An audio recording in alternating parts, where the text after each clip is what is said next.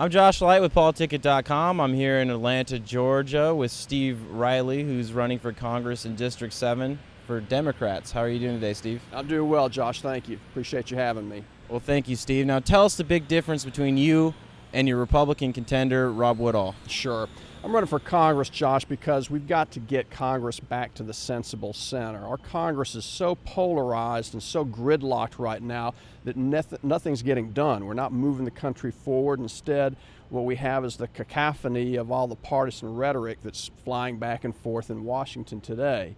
What we really need are congressmen and women that are going to go up to Washington and engage in serious discussion about the issues, and understanding that reasonable compromises have got to be made to move this country forward. A country as diverse and as large as the United States is has got to be governed by reasonable compromise between all sides, and that requires folks to come together at the table and do just that. And Steve, when you're out talking to people in District 7 here in Georgia, what fiscal issues are they concerned with? They want jobs. That's like the idea behind what most Americans really want to see in terms of where the country's going. We've got to continue this recovery from the Great Recession, and the recovery's got to be a lot more robust than it has been. We've seen a series of fits and starts since the recession concluded toward the end of 2008 and into 2009, but nonetheless, we've not gotten back to where we need to be. People want to see more robust action, more robust economy, a more robust economy, and more chances, more opportunities for people to get back into the workforce again. But that's going to require everybody in Washington to get busy doing the right thing, to get busy moving us forward with the right kinds of policies. That's going to require a combination of short-term economic stimulus from the federal government that has to continue in the form of tax cuts for the middle class, tax incentives and credits for certain businesses and throughout the economy, but at the same time tempered by a longer-term not austerity plan, but a reasonable budget plan, something akin to what we saw in the Simpson-Bowles Commission.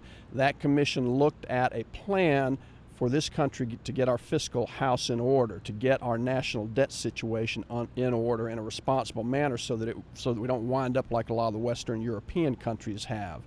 That, however, can't be done in the space of 2 or 3 or 4 or 5 years with large and draconian austerity cuts. If we try to do that, we'll wind up like some of our Western European counterparts, like Portugal or Ireland or even Great Britain, that have slipped back into deeper recession as a result of those kinds of budget cuts. But if we have a long-term plan in place, again, similar to the Simpson-Bowles Commission report, we can do what we need to do to get our fiscal house in order, but do it in a manner that allows us to continue to get the economy moving forward again. What social issues are people concerned about in District 7?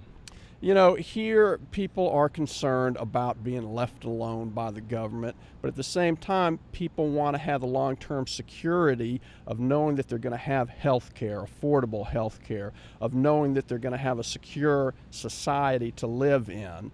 Those things are accomplished by having a robust economy, by having a government that's acting fairly and looking out for its populace. And frankly, yes, the Obama health care plan, I think, is a part of that.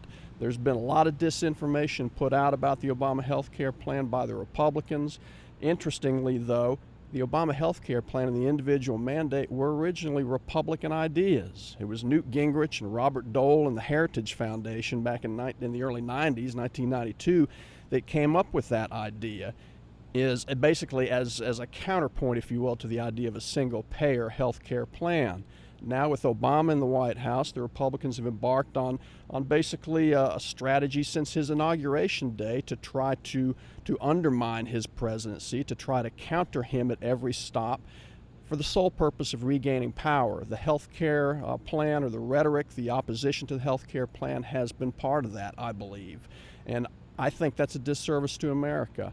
We've got to get back to the idea of reasonable compromise, serious discussion, and positive governance in this country. Governance that includes input from both of the major parties, but all comers as well. And how's your past experience prepared you for this position? Well, Josh, previously I have served as an officer in the United States Army. I was on active duty for 4 years. I went through college on an ROTC scholarship. I understand the concept of public service and what that means and what a public servant is all about. That's the idea that every person serving in Congress has to take with him or her in terms of their motivation and where they're coming from. I've also practiced law as an attorney for well over 20 years. I've represented people in all sorts of situations, including some of the most personal and difficult. And in that process, I've learned a lot about what it takes to bring people together to try to find reasonable solutions to complex and difficult problems.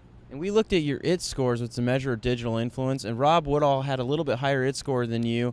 Why do you think he has more digital influence than you right now? Well, Mr. Woodall obviously has the power of incumbency, the advantage of incumbency, and every incumbent's going to have that. He's been out there doing this for a while.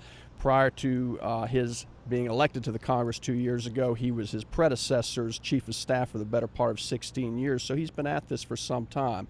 We're just getting started in this election cycle, but we plan to work very, very hard to catch up and overtake him. In addition, Mr. Woodall also has his supporters of his fair tax plan. The fair tax plan, as you may or may not be aware, is a plan to basically scrap the income tax system here in America and to eliminate the Internal Revenue Service and replace it with a national retail sales tax. It's a plan that really is completely unworkable. It would never work here in this country because it wouldn't raise the amount of revenue necessary to do what government anticipates or what people expect government to do.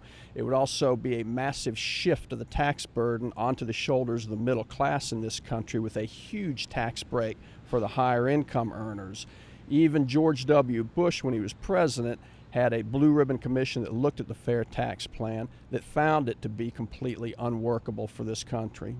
And how have you been using social media in this campaign? We've, of course, got our website up and have had it up for some time. We're using Facebook.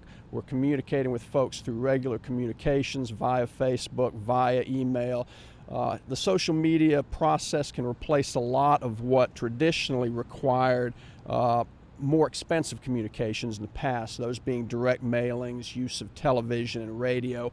All of that is still an important part of larger campaigns, but social media is now ascending to the forefront in terms of getting in touch with constituents, with potential voters, letting them know where a candidate stands, and enlisting those people's support.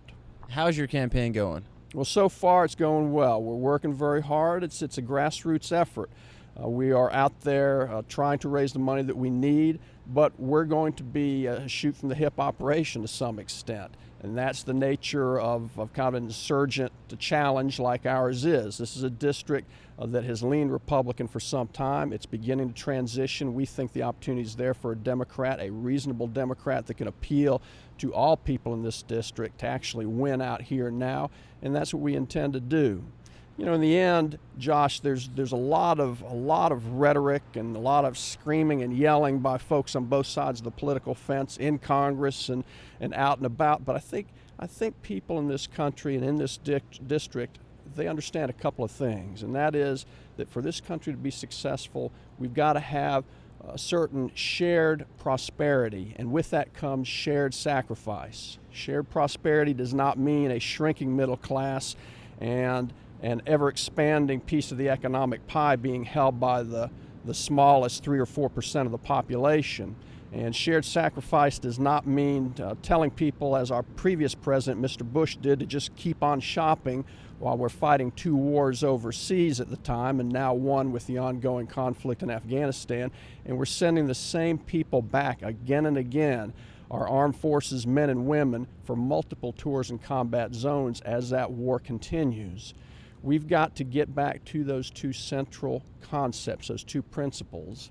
Also, we've got to get back to the sensible center, Josh. That's critical. That's where real policy is made, and that's where most voters are in this country. There's a roadmap for that. The roadmap, as far as we have it here in Georgia, can actually be seen in the state seal of Georgia with 3 words: wisdom, justice, and moderation. That's our roadmap to get back to the sensible center. Those are the principles that our representatives have to take with them to Congress to make things happen and move this country forward and to effectively represent the people. Steve, where can people go to learn more about you?